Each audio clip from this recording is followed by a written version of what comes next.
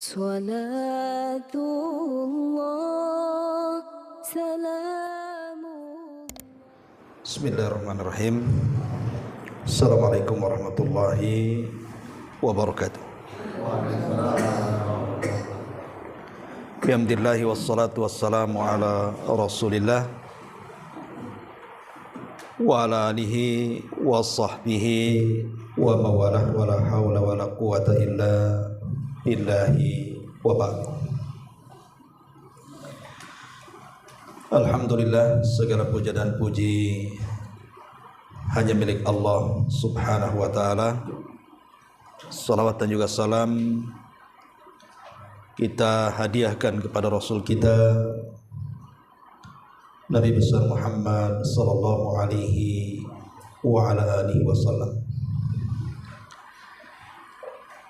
Kita lanjutkan kembali kajian kita, masih membahas tafsir singkat dari surah-surah pendek dalam juz amma. Dan kita memasuki ayat yang ke-10 dan seterusnya dalam surah Al-Infitar. A'udzubillahi minasyaitonir rajim. Bismillahirrahmanirrahim. Wa inna 'alaikum lahafidhina kiraman katibin ya'lamuna ma taf'alun. Sesungguhnya bagi kalian ada malaikat-malaikat yang senantiasa mengawasi kalian, malaikat-malaikat yang mulia di sisi Allah dan senantiasa mencatat amal perbuatan kalian. Mereka para malaikat mengetahui apa yang kalian kerjakan. Ma'asyiral muslimin wal muslimat rahimani wa rahimakumullah. 3 ayat dalam surah Al-Infitar ayat 10 sampai ayat 12 ini menjelaskan kepada kita sedikit tentang alam para malaikat. Bahwa di antara para malaikat yang Allah ciptakan dari cahaya, yang kemudian Allah tugaskan para malaikat untuk menjaga kita, salah satu tugasnya disebutkan dalam surah Al-Infitar ini. Karena begini ikhwan, ketika Allah subhanahu wa ta'ala menciptakan Nabi Allah Adam alaihi salatu wassalam, maka yang pertama kali hasad kepada penciptaan Adam adalah iblis, laknatullah alaihi. Sampai ketika Allah menciptakan betul-betul jasad Adam dan belum ditiupkan ruh, maka iblis sudah berputar-putar di sekitar Adam itu. Kemudian mengatakan, lau sullita alayya la uhlikanna. Kalau engkau ya Rabb pasrahkan Adam kepadaku, aku hancurkan dia. Itu niatnya sudah ada, belum ditiupkan ruh. Maka semata-mata ditiupkan ruh kepada Adam, fa idza nafakhtu wa nafakhtu min ruhi, dan aku tiupkan dari ruhku, kata Allah subhanahu wa ta'ala. Dan ini idhafatu tasyrif.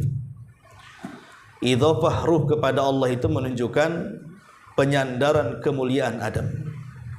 Fa idza sawaitu wa nafakhtu fihi min ruhi faqa'u lahu sajidin.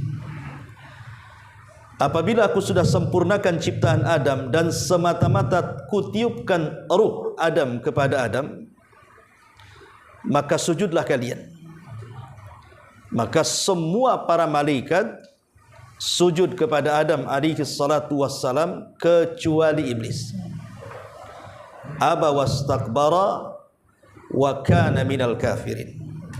Maka iblis pun enggan dan sombong dan termasuk makhluk yang kafir. Maka sejak itulah kemudian iblis berjanji di hadapan Allah, fa bi izzatika la ughwiyannahum ajmain. Jadi dia bersumpah dengan kemuliaan Allah bahwa dia akan menyesatkan Adam dan seluruh keturunannya. Dan iblis kalau menyesatkan Bani Adam, tentu Bani Adam akan tersesat semuanya. Jangankan anak turunannya, Adam saja bisa terusir dari surga karena berhasil disesatkan iblis untuk memakan buah larangan. Itu bapak kita, bagaimana keturunannya. Makanya kemudian Allah Subhanahu wa taala merintahkan para malaikat untuk menjaga kita dari iblis.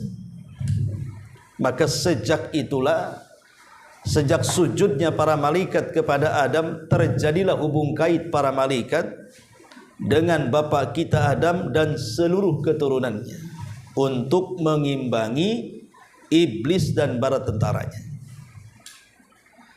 Lah ketika iblis kemudian menyertakan kepada setiap Bani Adam yang lahir berupa qarin dari kalangan jin, yang nanti tugas qarin ini apabila anak ini sudah dewasa, sudah akil balik, maka dia akan memberikan was-was ke dalam hawa nafsunya untuk berbuat jahat. Maka Allah imbangi dengan qarin dari kalangan para malaikat yang Allah juga kuasakan kepada setiap manusia. Jadi setiap ada bisikan dari setan keburukan, maka malaikat pun akan tampil peran juga membisikkan kebaikan dalam akal kita, sehingga imbang di sini. Sebab kalau seandainya Allah Subhanahu wa taala tidak merintahkan malaikat menjaga kita, kita tersesat semua, ya kawan. Makanya ini beruntung dan ini merupakan nikmat dan karunia Allah Subhanahu wa taala bahwa kita masih diberikan oleh Allah dan dikuasakan kepada kita malaikat yang menjaga dari was-was syaitan, was-was iblis.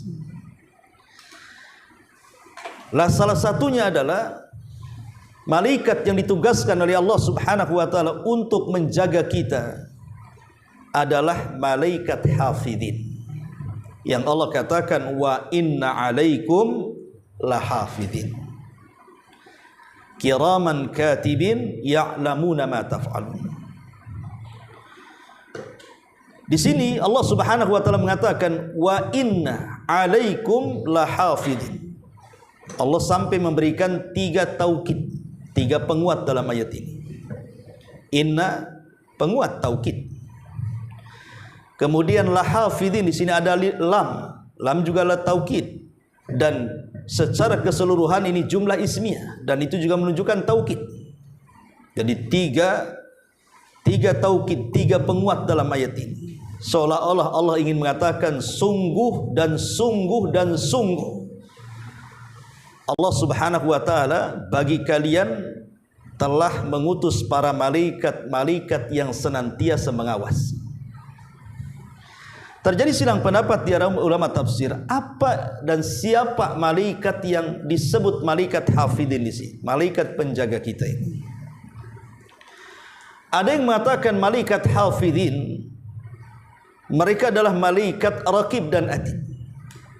Jadi mereka adalah malaikat yang mencatat kanan dan kiri kita, mencatat semua ucapan dan semua perbuatan kita, dicatat oleh dia. Karena Allah Subhanahu wa taala mengatakan ma yalfidu min qaulin illa ladaihi raqibun atid. Tidak ada satupun ucapan manusia kecuali dicatat oleh raqib dan atid. Dan ketika raqib dan atid mencatat ucapan dan kata-kata kita, dia akan mencatat semuanya. Baik ucapan ini mengandung pahala 100%, ataupun ucapan ini mengandung dosa 100%, ataupun ucapan ini mengandung pahala di satu sisi dan dosa di sisi lain, atau boleh jadi ucapan yang tidak mengandung unsur dosa dan pahala, semua akan dicatat. Walaupun tentu yang akan dihisab adalah amalan yang ada pahala dan dosanya saja. Ini yang pertama. Yang kedua, yang dimaksud malaikat hafidin adalah malaikat yang senantiasa menjaga dari diri kita setiap bahaya yang akan sampai kepada kita, maka malaikat akan menyingkirkannya. Contoh, seandainya antum tidur sembarang, tidur di teras rumah gitu kan. Namanya teras itu walaupun disapu, tentu ada nyamuknya, ada semutnya, ada kecoanya, ada macam-macam kan, ada bakteri-bakteri yang kita tidak tahu. Ya. Tetapi kita lihat bahwa ada orang yang tidur, tidak ada semut yang mendekati kita. Kalau seandainya semut dendam gara-gara antum semprot baygon, satu kampung nyerang antum ketika tidur. Tetapi dihalau oleh para malaikat kan. Ya adalah satu dua yang digigit semut itu. Tapi kan umumnya manusia walaupun tidur di mana saja dijaga kan. Makanya kita lihat kisah Ashabul Kahfi yang ditidurkan oleh Allah Subhanahu wa taala 309 tahun. Dan itu disebutkan dalam surah Al-Kahfi. Allah Subhanahu wa taala mengguling-gulingkan badannya. Padahal tidur selama itu. Kenapa kemudian sampai Allah kisahkan dalam surah Al-Kahfi itu mereka digulingkan ke kanan dan ke kiri. Dzatal shimal, dzatal yamin wa dzatal shimal. Digulingkan ke arah kanan, ke arah kiri. Ya. Supaya binatang-binatang itu mengira bahwa dia tidak mati, dia hidup. Sehingga tidak berani. Dan siapa yang kemudian menjaga badan Ashabul Kahfi loh sampai 3 abad lebih, 300 plus 9 tahun. Memang terjadi khilaf pendapat. Ada yang mengatakan kenapa kemudian bahasa Quran itu tidak menggunakan bahasa 309 tahun, tapi 309 tahun. Karena dilihat dari almanak penanggalan. Ditinjau dari Masehi 300 tahun, ditinjau dari Qamari 309 tahun. Itu hanya perbedaan tanggal saja. Karena kita tahu bahwa Masehi lebih banyak tanggalannya. Ada yang 31 kan masalahnya kan. Tapi kalau Qamari atau Hijriyah bahasa kita tidak sampai 30, kadang 29 30. Makanya lebih lama dia jatuhnya. Kalau ukuran Masehi 300 tahun, tapi kalau ukuran Hijriyah 300 ditambah 9 tahun gitu maksudnya. Ya. Baik, kita kembali bahwa Ashabul Kahfi dilindungi. Sekian lamanya jasadnya loh, tidak diganggu oleh binatang-binatang. Lah siapa yang menjaga? Malaikat hafidin. Uzair yang ditidurkan 1 abad. Itu juga badannya tidak diganggu oleh binatang-binatang. Siapa yang menjaga? Sampai ketika terbangun tidak ada satupun binatang yang menggigit dia. Pada 1 abad loh, 100 tahun. Ya. Kemudian Abdul Aswad dalam kisah Habibun Najjar, dalam kisah Ashabur Rass. Dalam Quran itu Ashabur Rassi. Namanya Abdul Al-Aswad yang menolong 3 nabi yang dikurung, yang menolong seorang nabi yang dikurung dalam sumur. Dialah yang setiap hari memberi makanan. Dia ke hutan, kemudian dia jual, kemudian dia belikan makanan, kemudian makanannya ditaruh di semacam ember, kemudian diulur pakai tambang ke dalam sumur. Maka disebut Ashabur Rass. Rass itu artinya sumur yang digali, karena ada di situ ada nabi yang dipendam. Ya, jadi nabi jadi masukkan, kemudian atasnya ditutup dengan batu. Jadi setiap ngasih makan tuh batunya disorong, kemudian dimasukkan timbanya dikasih makan. Setiap hari seperti itu sampai kelelahan. Sampai Abdul Aswad kelelahan, akhirnya tertidur dia. Allah tidurkan 14 tahun. Jadi 7 tahun ketika berbaring ke arah kanan, dia tidurkan 7 tahun. Kemudian ketika berbaring ke arah kiri, ditidurkan 7 tahun lagi. Jadi 14 tahun namanya. Lah jasadnya kan tidak ada masalah. Kenapa kemudian, dan siapa yang menjaga? Itulah disebut dengan hafadhah, malaikat hafidin. Antum ketika di jalan mau nabrak, tahu-tahu tak jadi, atau ditabrak, tahu-tahu kita tidak mati. Lah siapa yang kemudian menghindarkan kita dari kematian? Malaikat hafidin. Nah, ini juga salah satu penafsirannya. Tetapi penafsiran yang banyak, kalimat hafidin, malaikat hafidin itu adalah 4 para malaikat. Dan ini yang paling banyak ditafsirkan ulama. Wa inna alaikum lahafidin, maksudnya 4 malaikat. 4 malaikat. Malaikat yang bertugas di malam hari, dan malaikat yang bertugas di siang hari, dan 4 malaikat ini mencatat semua kebaikan kita di malam dan di siang hari. Dan itu ditunjukkan dalam sebuah hadis.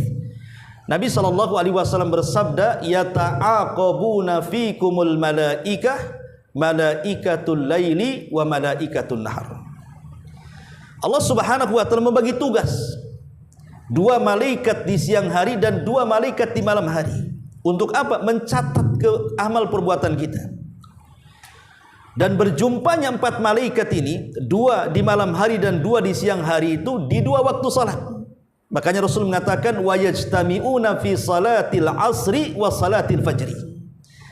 Mereka berjumpa pada salat asar dan salat fajar. Kenapa didahulukan asar kemudian fajar? Karena asar itu salat pertengahan, salat wusta. Maka didahulukan salat fajar, kemudian salat asar kemudian fajar. Dan 2 salat ini disebut baradain. Yang Nabi SAW mengatakan, man hafadha ala baradaini dakhalal jannah. Siapa yang menjaga 2 salat ini, maka dijamin masuk surga. Lah, karena ada pertemuan 4 malaikat di sini. Jadi kalau seandainya malaikat itu ditugaskan di malam hari, maka mereka akan diturunkan oleh Allah Subhanahu wa taala di waktu manusia sedang salat asar. Dan mereka menyaksikan orang-orang yang sedang salat asar. Dan mereka mencatat siapa-siapa yang sholat asar di situ sampai malam. Kira-kira malam hari orang ini ngapain saja? Apakah dia baca Quran? Apakah dia witir? Apakah dia tahajud? Apakah dia berwudu? Apakah dia bersedekah? Apa dia silaturahim? Apa dia menjamu tamu? Pokoknya amal-amal kebaikan diperhatikan malaikat ini dan dicatat sampai waktu fajar. Lah, ketika manusia sedang sholat fajar, maka malaikat ini naik bertepatan dengan malaikat yang bertugas di siang hari turun. Tetapi mereka tidak saling mengetahui catatan masing-masing. Jadi ketika malaikat yang bertugas di siang hari itu turun dan mereka melihat manusia sedang sholat fajar, dan mereka mulai mencatat orang-orang yang sedang sholat fajar siapa-siapa itu. Terus sampai pagi, sampai siang mencatat ngapain saja manusia itu. Apakah dia berbuat baik di siang hari, bersedekah, mengunjungi orang sakit, menyolati jenazah, atau apalah kebaikannya. Maka semua dicatat. Sampai kapan? Sampai di waktu asar. Kemudian ketika manusia sedang sholat asar berjamaah, mereka mencatat siapa-siapa, kemudian mereka naik melaporkan catatannya. Begitulah setiap harinya. Makanya juga orang yang menjaga sholat asar dan fajar berjamaah itu, maka akan diampuni dosa-dosanya di 2 waktu ini. Dan hanya 2 waktu sholat inilah yang dicatat 2 malaikat. Malaikat malam mencatatnya dan malaikat siang mencatatnya. Selain 2 waktu sholat ini hanya dicatat oleh 1 malaikat saja. Kalau duhur, ya 1 malaikat siang saja. Ya, begitu juga maghrib dan isya hanya 1 malaikat malam saja. Tapi kalau asar dan juga subuh itu dicatat oleh 2 malaikat. Malaikat yang bertugas di malam hari dan malaikat yang bertugas di siang hari. Dan ini menunjukkan tentang keutamaan 2 sholat itu. Makanya ada yang mengatakan asar dan subuh itu dua-duanya disebut wusta. Adapun asar disebut sholat wusta yang Allah katakan hafidhu ala salawati was salatil wusta wa qumu lillahi qanitin. Jagalah oleh kalian 5 waktu sholat, terutama sholat wusta. Karena sholat asar disebut wusta itu berdasarkan nas. Rasul yang mengatakan asar itu wusta. Gara-garanya ketika Rasul menjaga parit dalam perang Ahzab, dia sibuk kemudian menghalangi musuh yang masuk ke dalam Madinah. Sampai dia lupa sholat asar sampai datang waktu maghrib. Baru dia sholat di waktu maghrib, sholat asar. Rasul marah, kemudian Rasul mendoakan, mala Allahu kuburahum wa buyutahumun nar. Semoga Allah penuhi rumah dan kuburan-kuburan mereka dengan api. Karena mereka sudah mengakhirkan diriku dari sholat wusta. Adapun kenapa subuh juga oleh para ulama disebut sholat wusta, karena memang subuh tidak ada gandengan dalam jamaah. Kalau maghrib masih ada dengan isya, ya, atau zuhur masih ada gandengan dengan asar untuk di jamaah takhir atau takdim. Kalau subuh kan tidak ada. Makanya di pertengahan, ya, di antara sholat wajib di malam hari dan di antara sholat wajib di siang hari, dialah tengah-tengahnya. Taib. Jadi di sini kebanyakan para ulama mengatakan la hafizin di sini ditujukan kepada 4 malaikat yang bekerja di malam dan bekerja di siang hari. Kemudian Allah Subhanahu wa taala mengatakan kiraman katibin. Kiram di sini diartikan yang mulia, kalau di terjemahan diartikan yang mulia, tapi kiram itu diambil dari karam. Karam itu kebaikan. Ya, jadi malaikat itu sangat berbuat baik kepada hambanya. Dari mana kita tahu bahwa malaikat itu sangat karam, sangat mempedulikan kita manusia, berbuat baik kepada manusia, sangat dermawan kepada manusia? Pertama, malaikat mencatat amal kita dan melipat gandakannya.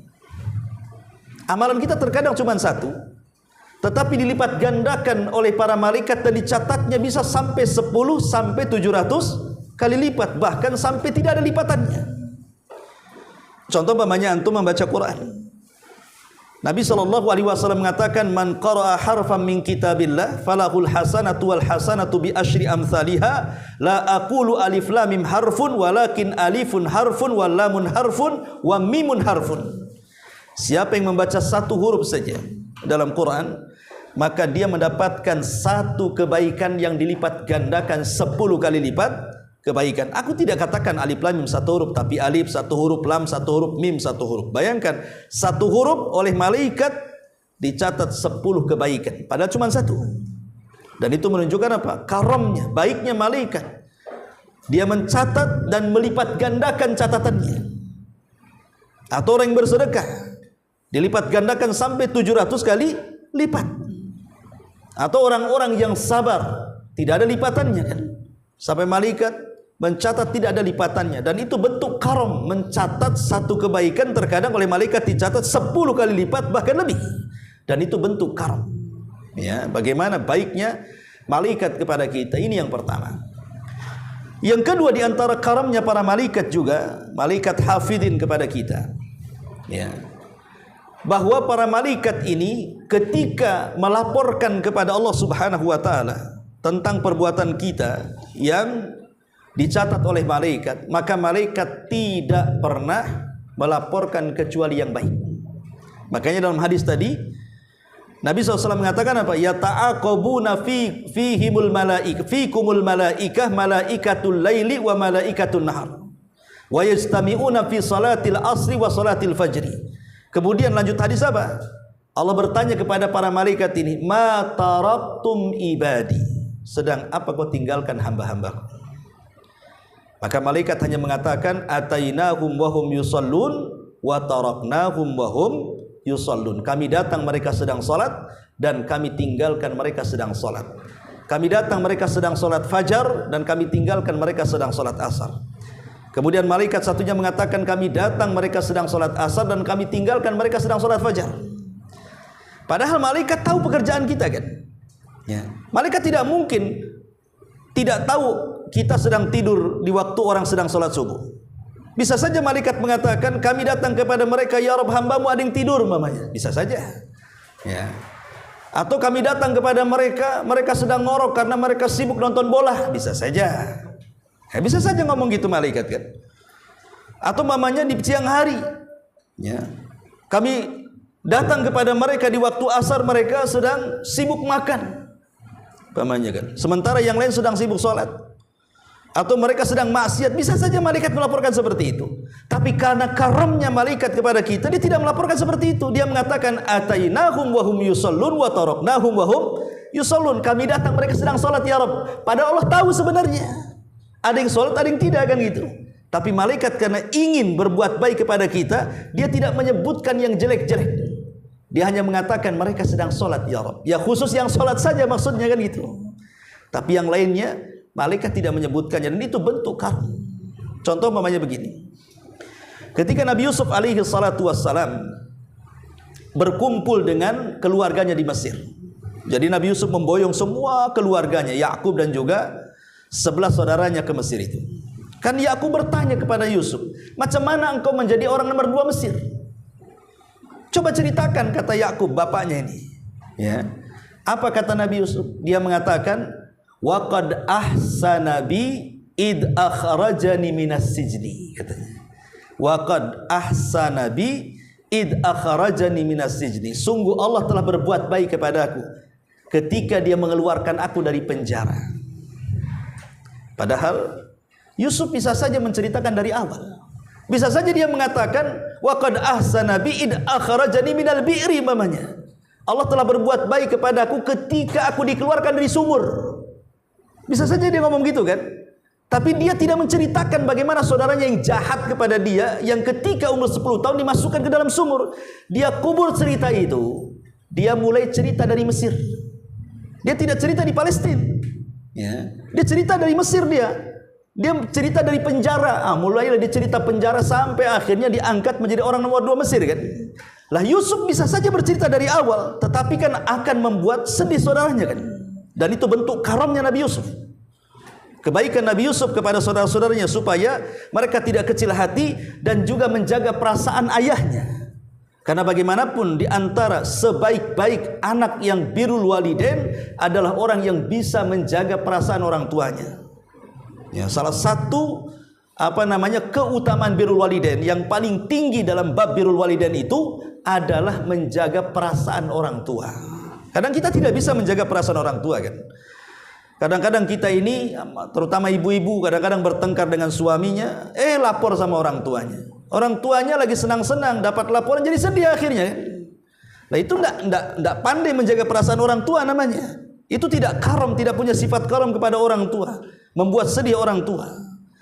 Lah Nabi Yusuf mengajarkan kepada kita, dia tidak mau menceritakan yang buruk-buruk. Dia hanya menceritakan yang baik-baik saja. Kalaupun yang buruk ya dipenjarakan bukan buruk saja, karena dia pun dipenjara bukan karena berbuat kriminal. Dia dipenjara karena dipaksa berzina, dia tidak mau, kan bukan kriminal kan gitu. Jadi ini kan kebaikan namanya. Karena as-sijnu ahabbu ilayya, penjara lebih baik bagiku, kata Nabi Yusuf. Jadi dia menceritakan yang baik-baik saja kepada bapaknya dan keburukannya tidak diceritakan. Itu namanya karam. Lah sebagaimana Nabi Yusuf, malaikat pun sama. Yang melaporkan kepada Allah, dia tidak menceritakan keburukan manusia, pada Allah tahu. Tetapi dia hanya ingin menunjukkan sifat karam. Itu yang disebut kiraman katibin. Bisa dipahami ya? Kiram itu artinya karam. Ya. Ini karam malaikat yang kedua. Tetapi walaupun demikian ikhwatu fiddin, malaikat itu sudah berbuat baik kepada kita. Tapi berapa banyak di antara kita yang menyakiti para malaikat? Ya. Sebagaimana Nabi SAW mengatakan, innal malaikah yata'adza mimma yata'adza bihi banu Adam. Malaikat itu terkadang tersakiti dengan manusia sebagaimana manusia tersakiti dengan manusia yang lainnya. Contoh mamanya, Rasul melarang tidak boleh memakan bawang dan dia belum menyikat gigi ke masjid. Rasul mengusir. Karena bau bawang itu sangat menyakiti manusia. Lah malaikat tersakiti juga. Kalau bau bawang saja malaikat tersakiti, macam mana bau-bau yang lainnya? Ya, namanya para perokok kan begitu kan. Kadang-kadang tidak sempat kumur-kumur dan masuk aja tahiyatul masjid gitu. Nanti sholat wajib serang-serang saja sebelah kiri kanannya kan. Nauzubillah kan gitu. Nah ini juga contoh saja.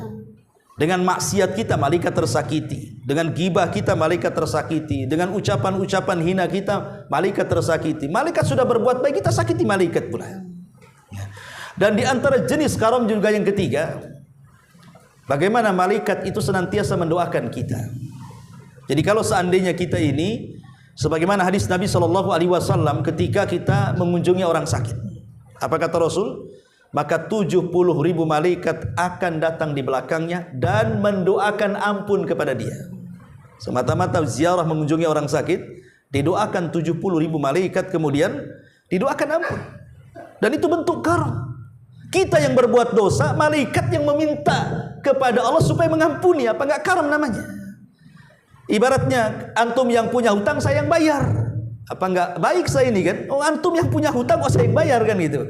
Lah ini kan bentuk karam namanya. Bagaimana malaikat itu karam mendoakan kita. Bahkan malaikat kalau ada majlis-majlis zikir seperti ini, ya, maka mereka akan mengatakan kepada kawan-kawan, halummu, katanya. Halummu ila ma talabtum. Ya, kemarilah, yang kalian cari ada di sini, kata malaikat itu. Maka yang lain malaikat yang terbang ke sana sayyahin itu mereka pada datang bertumpu-tumpu kayak orang sedang panjat pinang tuh sampai ke langit pertama. Kemudian di langit pertama Allah Subhanahu wa taala berfirman kepada malaikat yang paling atas itu, "Apa yang kau lakukan di sini?" Maka malaikat yang paling atas menjawab, "Hambamu di bawah ya Rabb, mereka sedang bermajlis zikir." Maka Allah bertanya, "Apa yang mereka harapkan?" Maka malaikat mengatakan, "Mereka mengharap wajahmu ya Rabb." "Apakah mereka pernah melihatmu?" kata Allah. Para malaikat mengatakan, "Tidak pernah mereka melihat." Kemudian Allah mengatakan, "Bagaimana kalau seandainya mereka melihatku?" Maka mereka semakin ikhlas lagi dalam majelis itu. Kemudian malaikat ditanya lagi, "Apa yang mereka harapkan?" Maka malaikat mengatakan, "Mereka mengharap sorga ya Rabb." Kemudian Allah mengatakan, "Apakah mereka pernah melihat sorga?" Kata malaikat, "Tidak." "Bagaimana kalau seandainya mereka melihat sorga?" Malaikat mengatakan, "Tentu mereka akan berharap, semakin berharap lagi ya Rabb." Kemudian Allah mengatakan, "Apa yang mereka berlindung di situ?" Maka malaikat yang paling atas mengatakan, "Mereka berlindung dari api neraka." "Apakah mereka pernah melihat neraka?" Maka malaikat mengatakan, "Tidak." "Bagaimana kalau seandainya mereka melihat neraka?" "Tentu mereka akan lebih istiadah lagi, meminta perlindungan untuk masuk ke dalam neraka." Maka Allah berfirman, "Kalau niat mereka benar, maka semua keinginan mereka aku kabulkan." Itulah malaikat. Mereka suka sayahin ke sana kemari dan mencatat orang-orang yang ada di majelis taklim, dilaporkan satu persatu pada Allah tahu, dan Allah kemudian memuji kita di hadapan para malaikat yang ada di langit sana. "Oh, si fulan di majelis, si fulan yang di pojok, si fulan yang di depan, si fulan di tengah." Semua nama-nama kita yang terbaik dipuji oleh Allah di hadapan para malaikat. Nah, ini bentuk karam namanya kan. Malaikat itu baik dengan kita, kiraman katibin. Dia mencatat, ya. Kemudian Allah Subhanahu wa taala mengatakan, "Ya'lamuna ma taf'alun." Mereka malaikat itu mengetahui apa yang kalian lakukan, termasuk juga apa yang kalian katakan. Sebagaimana tadi saya katakan, "Ma yalfidu min qaulin illa ladaihi raqibun atid." Jadi malaikat bukan hanya mengetahui apa yang kalian kerjakan, termasuk juga apa yang kita katakan. Malaikat sangat tahu. Tapi walaupun demikian, malaikat makhluk Allah yang tidak tahu yang gaib, sama juga dengan kita.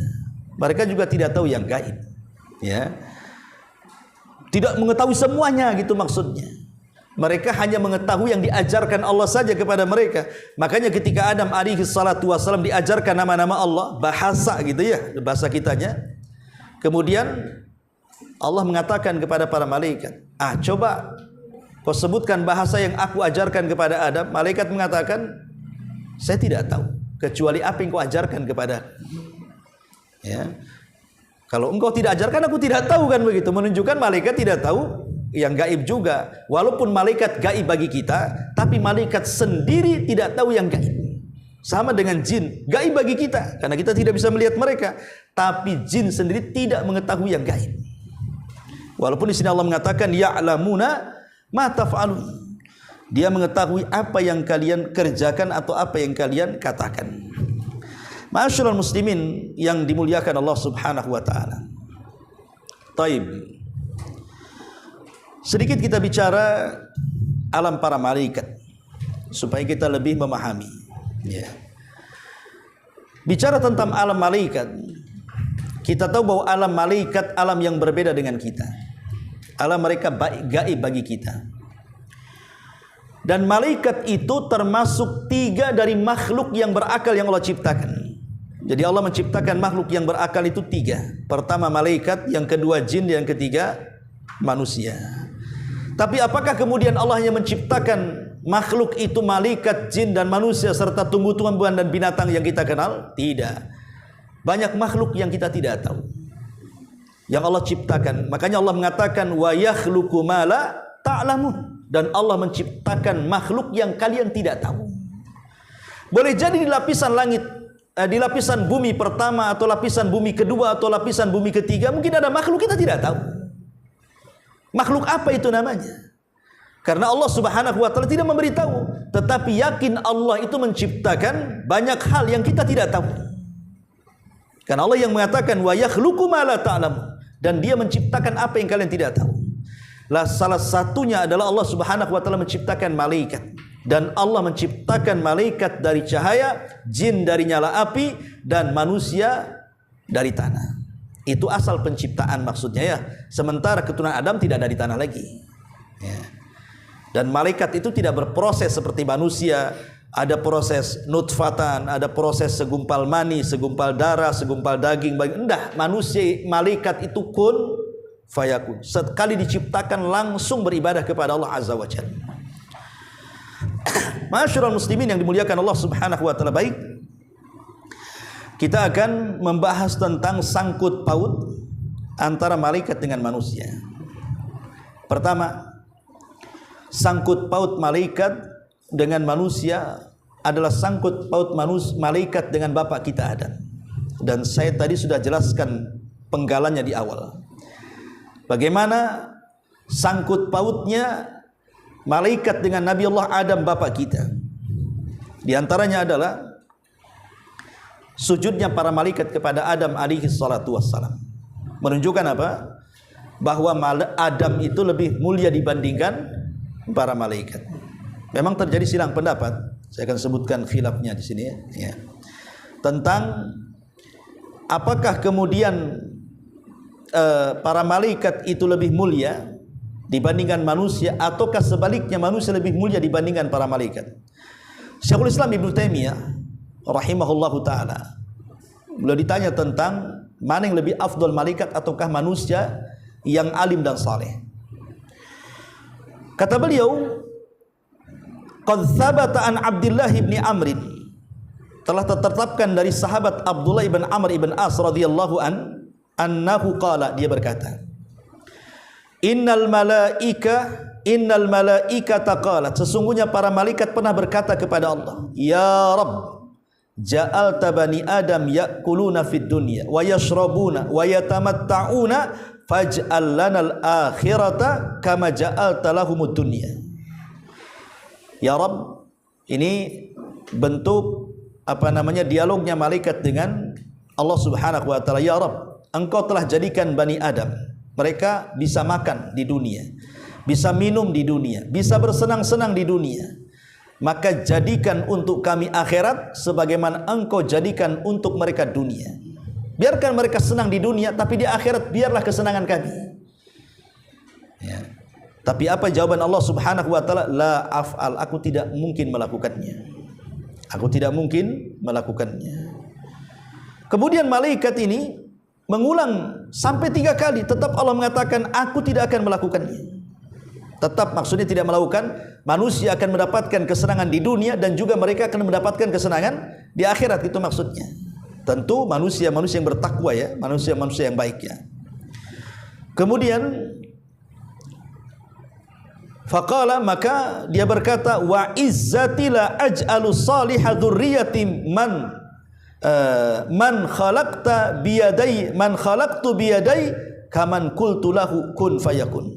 Maka Allah mengatakan, demi kemuliaanku, aku akan jadikan keturunan Adam yang saleh, orang yang aku ciptakan dengan kedua tanganku, sebagaimana aku katakan kepadanya jadi maka engkau jadi. Kata Syekhul Islam Ibnu Taimiyah, asar ini menunjukkan bahwa manusia jauh lebih mulia dibandingkan para malaikat.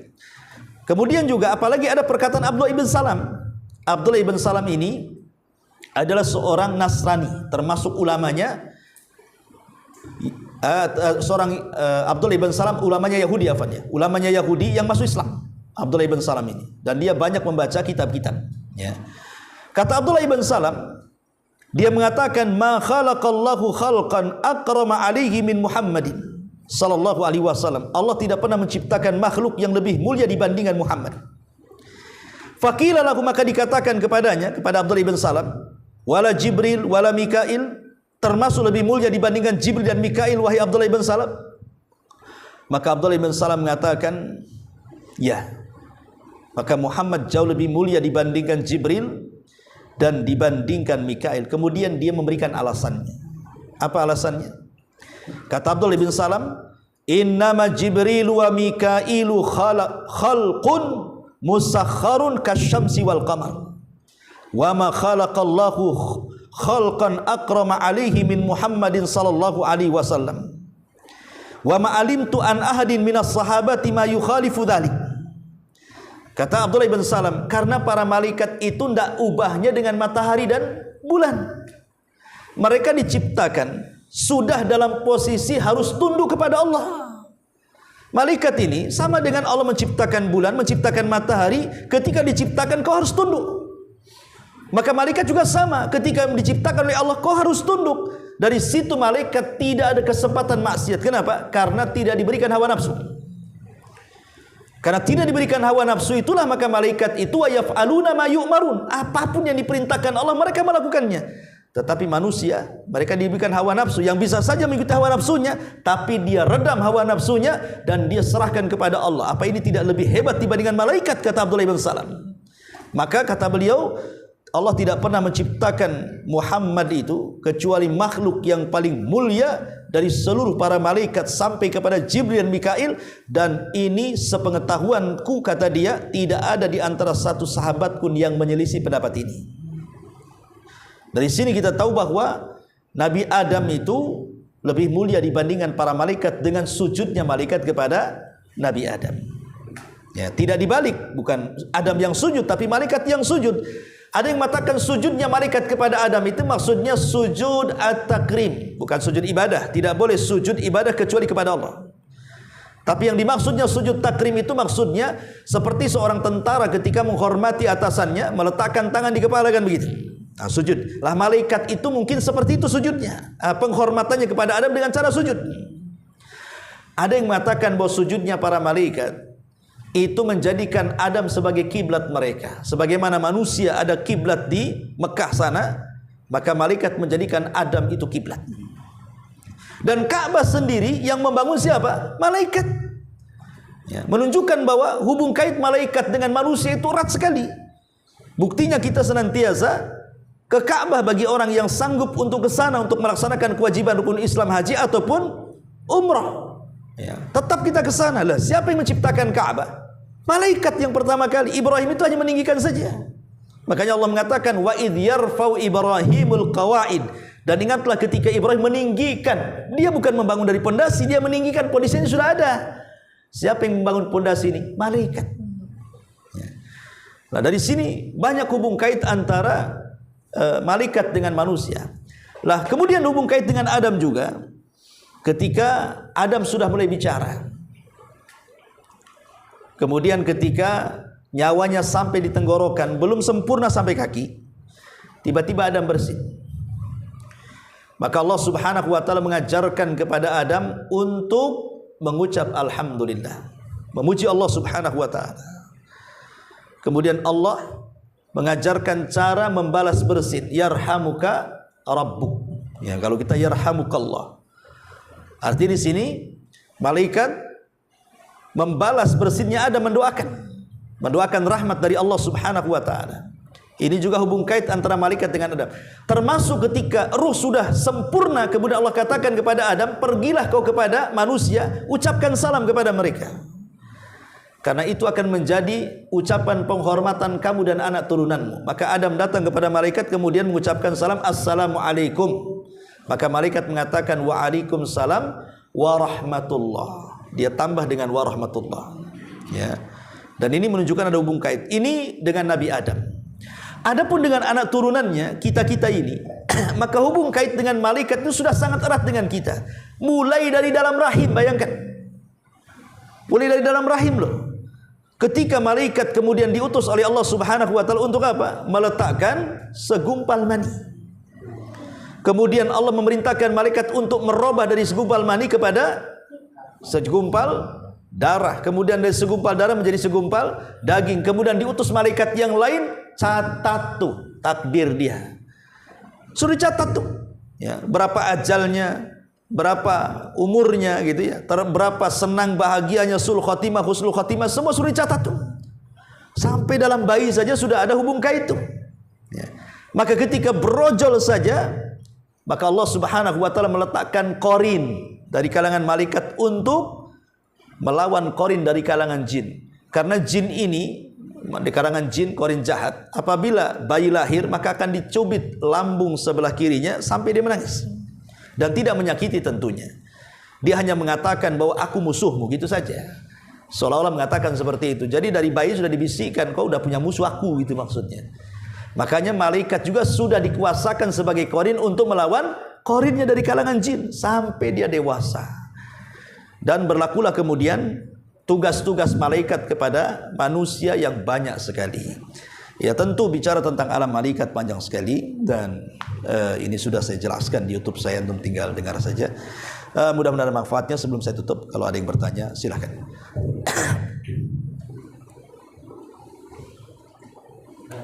Iya. Mereka apakah mengetahui niat-niat manusia itu? Bagaimana dikatakan tadi kan tidak mengetahui yang gaib. Niat itu bagaimana? Dia baru dalam hati ya. Iya. Apa malaikat tahu niat-niat kita? Tentu tidak tahu, karena dia tidak tahu yang gaib. Malaikat itu akan mencatat apa yang kita lakukan, apa yang kita niatkan, apa yang kita ucapkan. Ya, kalau sudah diniatkan baru dia tahu mencatat. Niat yang buruk langsung dicatat. Ya. Tapi apa yang belum kita niatkan, ya tentu malaikat tidak tahu. Karena dia hanya mencatat sesuatu yang sudah terjadi. Kalau yang belum terjadi hanya Allah yang tahu. Malaikat tidak tahu. Jadi niat itu kalau sudah terjadi diniatkan, saya akan ke sana melakukan kriminal umpamanya. Catat. Yang gitu ya. Atau mengucapkan sesuatu dicatat, atau melakukan sesuatu dicatat. Adapun apa yang belum diniatkan, apa yang belum dikatakan, apa yang belum diperbuat, malaikat tidak tahu. Itu menunjukkan mereka gaib. Ada perkara gaib yang mereka tidak tahu. Allah lah yang maha tahu yang telah, yang sedang, dan yang akan datang. Bahkan perkara yang mustahil terjadi, kalau terjadi Allah tahu. Tapi malaikat tidak semua dia tahu. Tapi kalau dia sudah meniatkan sesuatu, ya malaikat tahu langsung mencatatnya. Ya, tapi kalau belum diniatkan, ya perkara itu gaib. Bahkan kita sendiri kadang tidak tahu apa yang mau diperbuatkan gitu ya. Kira-kira mau berbuat apa sih hari ini? Kita baru terlintas mau ini. Nah, itu baru dicatat malaikat. Wallahu a'lam. Ya. Karena kan ada ini kalau apabila belum antara niat baik dan buruk kan, kalau yang baik itu iya, ada man hamma bihasanatin. Iya. Man hamma barang siapa yang berniat, artinya kan sudah dikeluarkan niatnya. Berarti belum dalam hati itu ya. Iya kan, niat amalan hati malaikat mencatat juga. Tapi kan sudah dikeluarkan. Yang belum dikeluarkan, jangankan malaikat, kita aja tak tahu. Yang belum dikeluarkan, kira kita mau ngapain kita kan? Kalau sudah dikeluarkan, kita tahu, malaikat tahu. Sama dengan jin. Apa yang kita tahu, dia tahu. Jin yang ada pada korin kita ini, dia mengetahui apa yang kita tahu. Tapi kalau yang kita tidak tahu, dia tidak tahu. Contohnya ketika Hajjaj bin Yusuf berhadapan dengan dukun, ya kan? Dia mengambil kerikil, dihitung sama dia 1, 2, 3, 4 dikepal. Berapa ini katanya? Tahu dukun 10 katanya, atau 20 katanya. Benar dia. Kenapa? Karena Hajjaj tahu, dia menghitung. Maka dukun tahu. Ketika Hajjaj sedang menghitung, langsung ngambil kerak langsung. Dia kan nggak tahu jumlahnya. Dia ngomong sama dukun berapa? Dukun geleng-geleng nggak tahu katanya. Berarti dukun itu tahu apa yang kita tahu. Apa yang tidak kita tahu, dia tidak tahu. Kenapa? Karena informasi dukun itu dari jin. Jin korin dia. Dan jin korin dia itu ada komunikasi dengan jin korin yang ada pada badan kita. Sesama jin, informan jin, ya, impor jin, itu sesama memberikan informasi sama jin. Tapi yang dia tidak tahu. Lah malaikat juga sama, kurang lebih seperti itu.